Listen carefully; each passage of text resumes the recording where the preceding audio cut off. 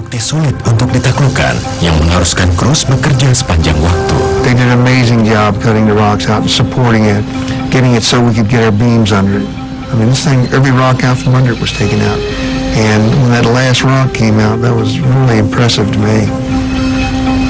Selanjutnya, waktunya membangun jaringan balok besi untuk memberikan fondasi bergerak dari mercusuar ini. 14 buah batang silang diletakkan di bawah menara, diikuti dengan balok 7 double H. It was a massive grid of beams, rollers, jacks. 100 buah dongkrak digunakan untuk mengangkat mercusuar ini, bertenagakan mesin dongkrak bersatu terbanyak yang pernah dirancang. Ini mengangkat campuran baja dan batu seberat 4.800 ton, 1,5 meter ke udara. Dengan mercusuar terangkat, besi penopang menara dikeluarkan dan balok roda dimasukkan ke dalamnya. Roda troli terpisahkan ditempatkan pada setiap 100 dongkrak ini yang akan membuat bangunan ini berjalan. Tapi ini menjadi bukti sulitnya perjalanan tersebut. In this building, we moved on the soft sand, beach sand. So what we had to decide is, what do we put under it? Some people wanted to put concrete under it. Some people wanted to drive pylons. What I came up with is we'll make a large steel mat. So our basic mat was 70 feet wide.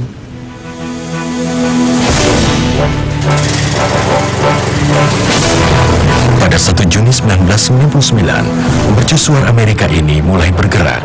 5 buah papan hidrolik dipasangkan pada balok roda untuk mendorong 60 inci sekali dorongan yang aman. Pada ujung papan sepanjang 1,5 meter ini, mereka melepaskan, bergerak ke depan, dan memulai gerakan baru. Semuanya dilakukan dengan remote pengendali. Mekanisme canggih ini semuanya diambil dari metode pemindahan benda besar zaman kuno, di mana balok roda diberikan minyak dengan sabun pencuci rumah tangga. Well, they're old methods. A lot of times you still use them. Sometimes your basic ivory soap is the handiest, most convenient way to move it. You soap down a beam, as long as water doesn't get on the soap, it'll slide easy. Matras baja dan balok roda diletakkan di depan dari monolit, yang kemajuannya mencapai musim panas 1999 dengan rata-rata sekitar 108 meter per harinya.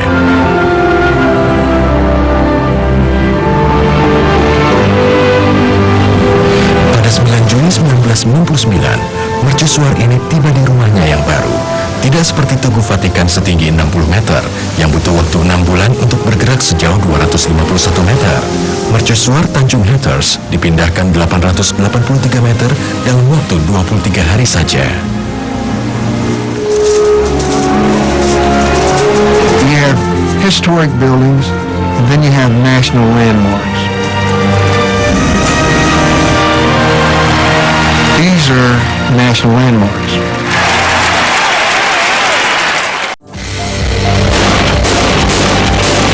Dengan masuknya abad 21, jumlah besar dari bangunan tua di Amerika berada di ambang kepunahan.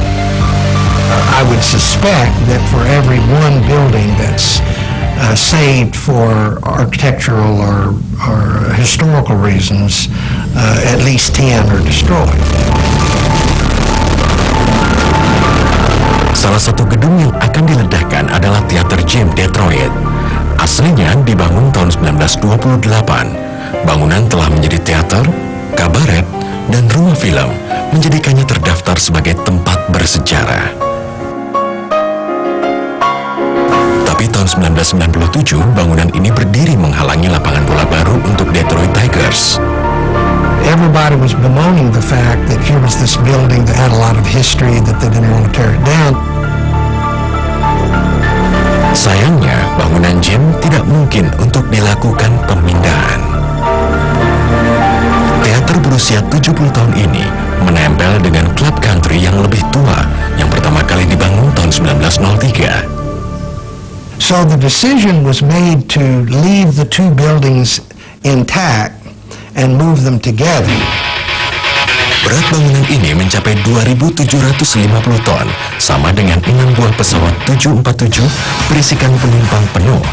Ini menjadi bangunan terberat yang pernah dipindahkan, sebuah langkah yang jika berhasil akan masuk dalam buku rekor Guinness.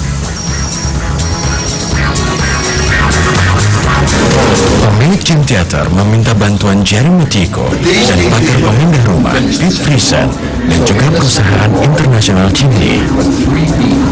Don't let the building overwhelm you. You get these large buildings, you look up at them, don't let it overwhelm you. You look at one portion of it at a time. Rencananya gym akan dipindahkan 2 blok ke timur, lalu diputar 180 derajat menghadap selatan, lalu bergerak 3 blok lebih jauh ke tempat barunya. Total jaraknya 563 meter. There wasn't a balanced load.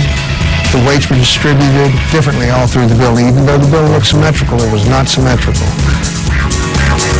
Sebenarnya, 1,5 dari 90 kali 100 kaki berat bangunan ini terletak pada sudut tenggara, di mana letak dari gym itu sebenarnya. Walaupun dengan bata berlubang dan fondasi yang lemah, para pemindah bangunan ini percaya dapat memindahkannya secara utuh. Pemotongan fondasi ini dimulai pada Juli 1997.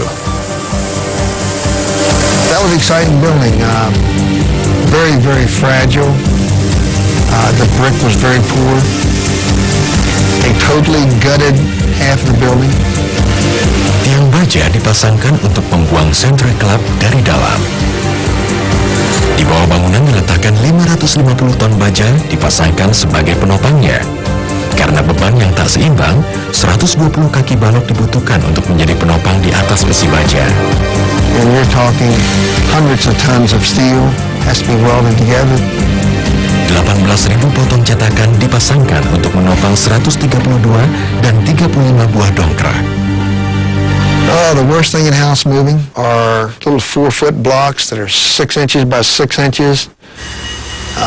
They're about 60 pounds in the morning, and they're about 100 pounds at night after you've toted them all day or you've picked them up 20 or 30 times, and we call it a block party.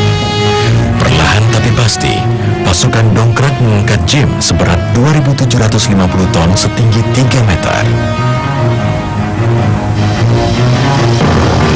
Setelah cukup tinggi, gedung ini diletakkan di atas 71 roda troli yang diikatkan pada 568 traktor penarik. Untuk memastikan keseimbangan beban, posisi dari roda troli sangatlah penting. This was the largest number of dollies that had been used up to that particular point. And Friesen came up with just an unbelievable plan because of the unevenness of the building, where all these dollies had to be placed in order to keep the point of balance on it.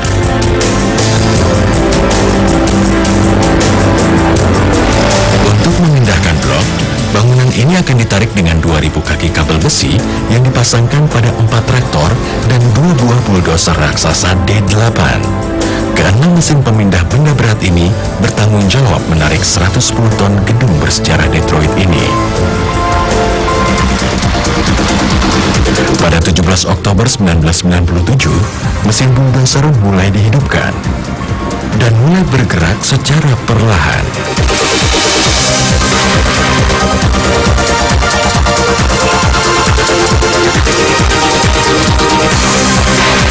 Pada akhir hari pertama, teater ini sudah bergerak setengah blok, tapi sisa perjalanannya tidaklah mudah. Untuk mengamankan setengah perjalanan Jim mencapai rumah barunya, para pekerja harus berhenti selama 1 minggu untuk melakukan prosedur penting, yaitu menata ulang 71 roda troli tersebut. It was a difficult move because of the turns that had to be made.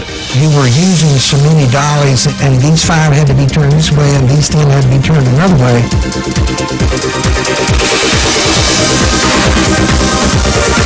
The gym theater was, at the time, one of the tryingest buildings we moved.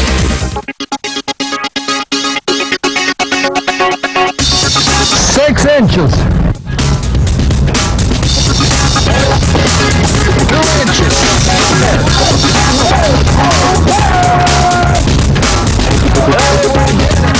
Pada 11 November 1997, Teater Jim telah tiba untuk memulai hidup barunya di alamat baru.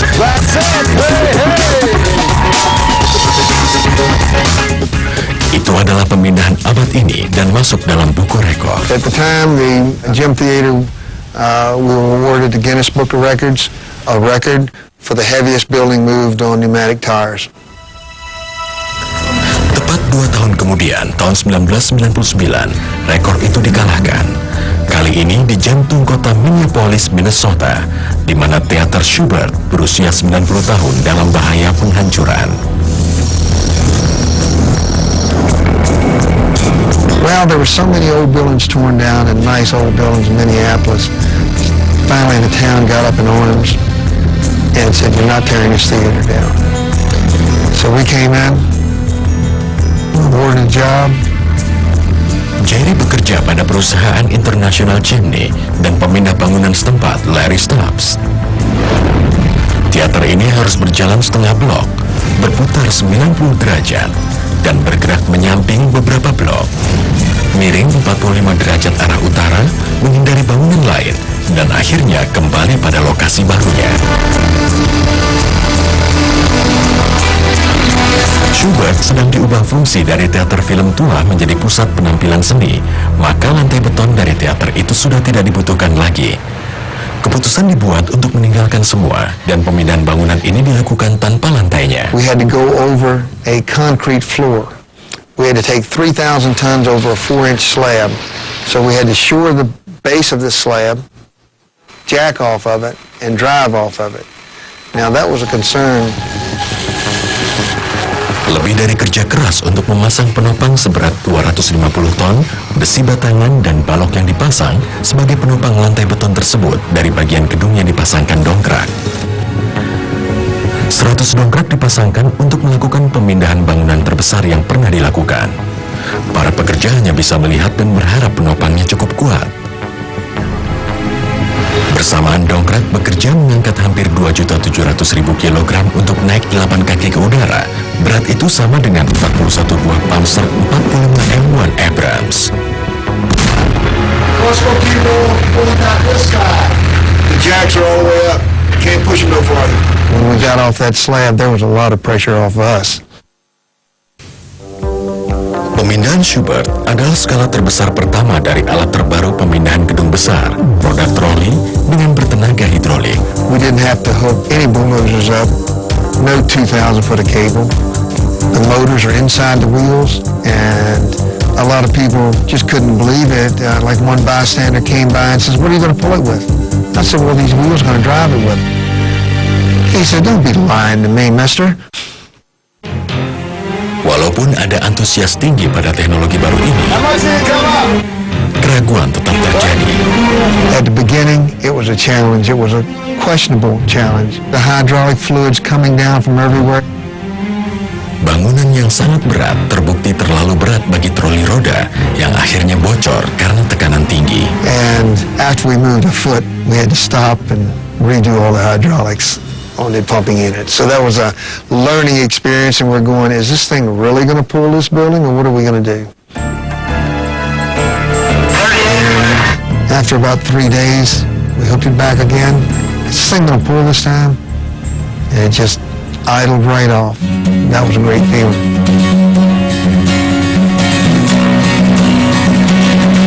Seperti yang dia lakukan pada teater Jimbar tahun lalu, Pete Friesen merancang dengan tepat dan penempatan troli roda yang rumit untuk bisa menikung. For steering, we can back up, pull up, back up, just like dancing. Just push a little joystick forward and that building goes. It's the sweetest thing in the world. Walaupun dengan prosedur tikungan yang rumit, troli roda ini memberikan tenaga mereka, membawa industri pemindahan gedung ke dalam milenium baru.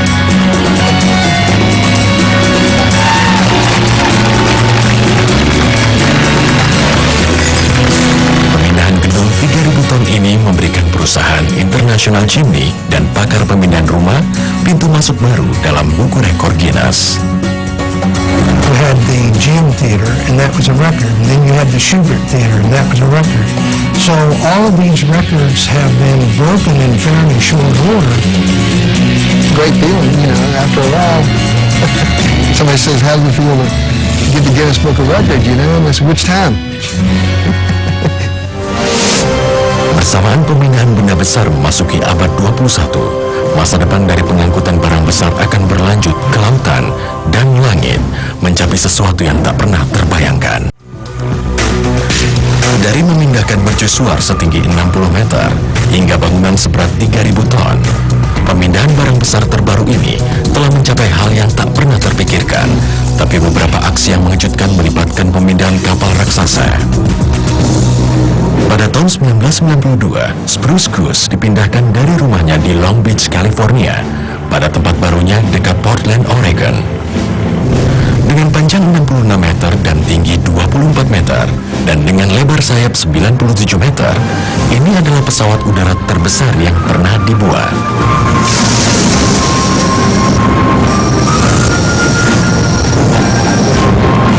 Ahli aviasi Howard Hughes pertama kali selesai membuat HK-1 perahu terbang pada tahun 1947. Spruce Goose yang diragukan media massa karena menggunakan bahan kayu yang terlalu banyak, pesawat ini hanya bisa terbang selama 70 detik saja. Tapi penerbangan terakhirnya lebih jauh dari yang pertama.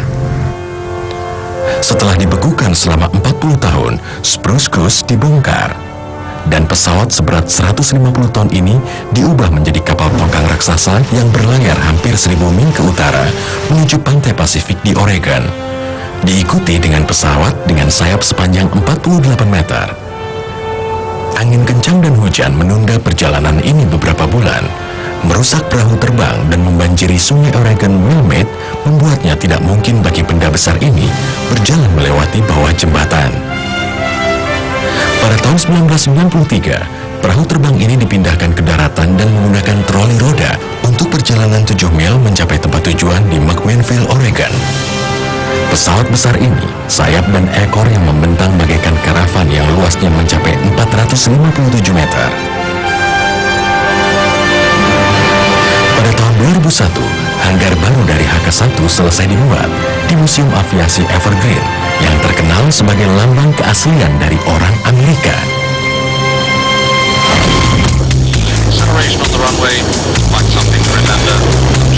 Concorde mencetak sejarah aviasi sebagai pesawat penumpang supersonik.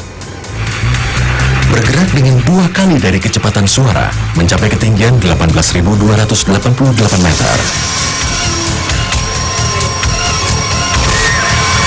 Pada 10 November 2003, Concorde Alpha Delta melakukan penerbangan terakhirnya dari London menuju New York City. Pesawat khusus ini mencetak sejarah tercepat melewati antar benua, tapi perjalanan terakhirnya berada di lautan. Setelah para teknisi memindahkan untuk mengurangi berat, jet sepanjang 62 meter dan berat 88 ton dikirimkan menggunakan pengungkit ke atas kapal tongkang bahan bakar milik NASA. Untuk keluar dari Teluk Jamaica, kapal tongkang dan jet ini harus melewati jalan kecil,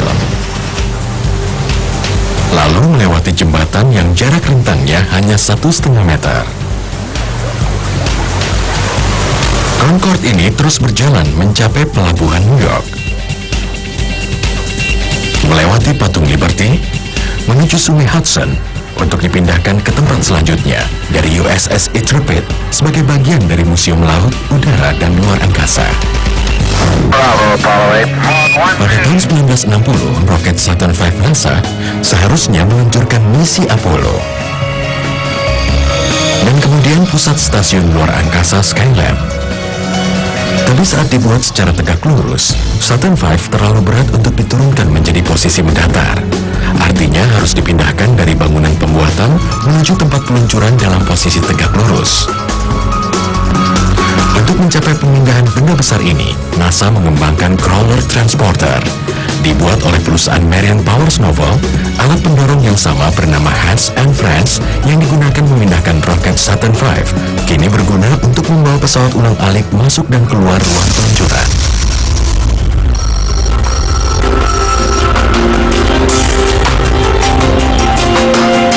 Setiap pendorong dengan 8 lintasan terpisah memiliki 57 buah sepatu yang beratnya hampir 1 ton per satuannya, menggunakan 150 galon gas per mil saat memindahkan kapal ulang-alik NASA dengan kecepatan 1 mil per jam. Sejak program Apollo, Hans van Frans telah mencapai perjalanan 2.500 mil, jarak yang bisa disamakan dengan semenanjung Canaveral, Florida, dan Los Angeles, California. Sekarang ini pemindahan benda besar melewati lautan, menggunakan dermaga berat dengan kapal panjang seluas 3 kali lapangan football. Banyak dari kapal barang ini menggunakan teknologi semi kapal selam, mengambil petunjuk dari zaman Mesir kuno yang menenggelamkan tongkang saat membawa tugu. Beberapa perahu ini bisa menyelam di bawah satu benda. Setelah muatan masuk ke dalam geladak, kapal ini mengeluarkan air, naik ke permukaan, dan membawa muatannya dalam perjalanannya. Benteng mengambang terbesar ini dapat membawa muatan 73.000 ton, termasuk perahu lainnya, dan tempat pengeboran minyak, dan dalam kasus yang ekstrim, satu persatu secara sekaligus. The way that technology is moving forward nowadays, it seems that the sky is the limit. Sementara pesawat barang seperti Lockheed C-5 Galaxy telah lama berada di militer, dengan kapasitas pengangkutan mencapai 100 ton, gelombang teknologi berikutnya dalam pemindahan barang besar mungkin berpindah pada pesawat balon udara. Dalam versi kecilnya, mungkin sudah menjadi pencetak kapal pembawa barang, Pentagon melakukan percobaan dengan kendaraan udara lebih berat dikenal dengan Aeroscraft, yang dapat mengirimkan 500 ton peralatan dan tentara yang siap tempur dalam jarak 12.000 mil. I see in the future that we'll be able to do more with aviation, and it'll be amazing to see the first house that's flown from coast to coast come out the back of a plane. I think a lot of engineers would say that there's almost no limit to what can be moved.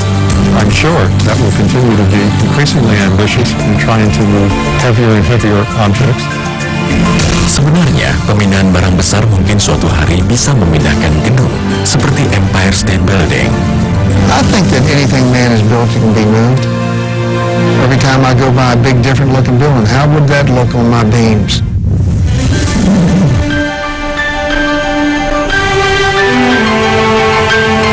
Dari pencapaian luar biasa arsitek kuno, hingga pada zaman prasejarah dari pemindahan barang besar, bersamaan teknologi berkembang pada abad 21, keaslian, imajinasi dan keinginan dari pemindahan barang besar akan terus memecahkan semua cara, memecahkan rekor, dan mencapai apa yang tak pernah terpikirkan. The thing I find interesting about structural movers is that the things these people move were never intended to be moved. It's novel. It's unbelievable. It shouldn't be happening, but there it goes.